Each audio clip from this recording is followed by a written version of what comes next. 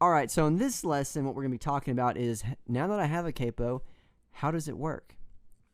Well, we're going to start out by doing the key of C. And what you've got, so we're going to start with a C chord. And if you don't know what a C chord is, go check out some of the tutorials where I break down the C chord and teach it to you, and watch some of those tutorials on the website. And now, but the C chord, and you've also got a chart below that we're going to be following. Don't forget, you've got a capo chart. And if you've bought a bundle or something in the past or whatever, you've also got that below if you got that resource. If not, it's right below this video.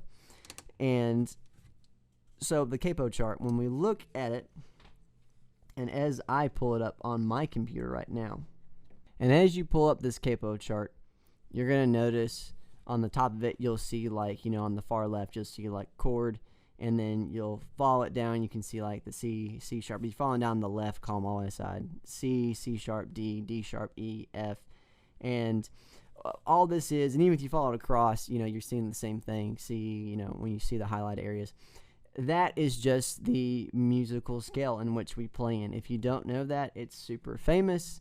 It's very common not to know it, but you've seen a lot of movies and all tons of other stuff. It's just following up the musical scale, right? 12 notes, and we're gonna be playing up and down.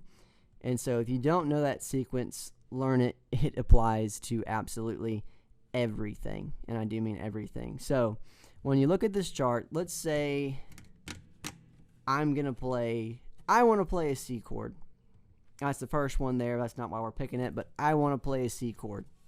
That's the chord I have chosen. Now, well, let's say I come across a song that maybe plays it in the key of D. Like there's this song I'm wanting to learn is in the key of D, or maybe it's in the key of D, but I want to play a C chord on it. I'm just like, or I don't know the chords, whatever. I want to change the sound. I'm like, how do I make my C chord play in the key of D? So when I look at that, I was on capo too. I'm sorry, guys. Already, I'm getting ahead of myself. How do I do that? How do I play a C in the key of D if I want to play that song? Well, when you look at the chart, you find the chord C, and it's highlighted, and it's underlined, bold, and black, and everything.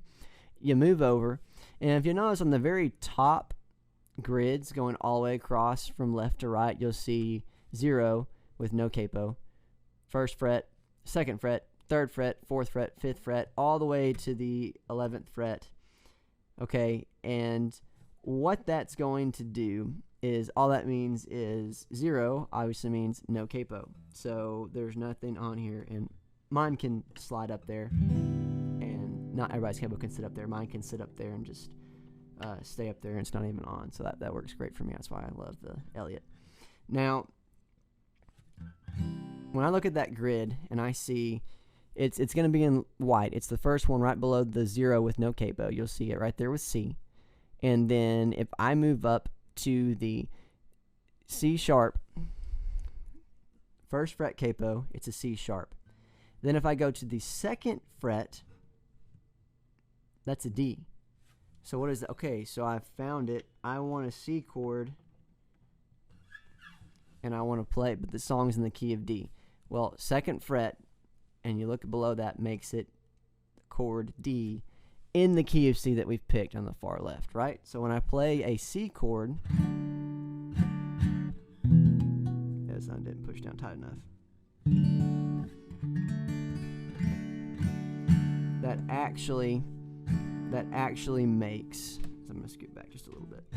That actually makes, that's a D chord. Don't believe me? Keep that sound in your ear.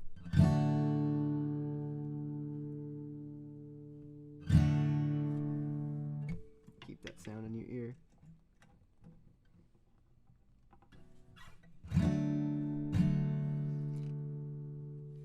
Amazing. Magic, right? Let's try something else to see. And if you keep moving it up, if I take it to the 3rd fret with my C chord, you see on the grid the 3rd fret I've got a C chord. You start on the far left and you work your way over to the 3rd fret. From the left to the right, it becomes a D sharp or an E flat, depending on what key you're playing in. So if I want to play a D sharp or an E flat, that's it. If I go up to the 4th fret, if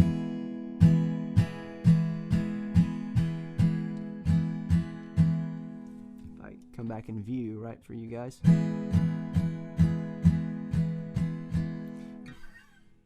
Remember the sound.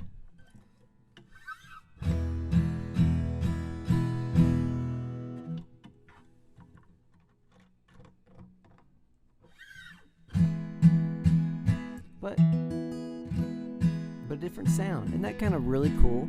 So you can change I don't want to say timbre, I don't know if that's a good word for it, but you can just change the color, the sound, everything about the mood.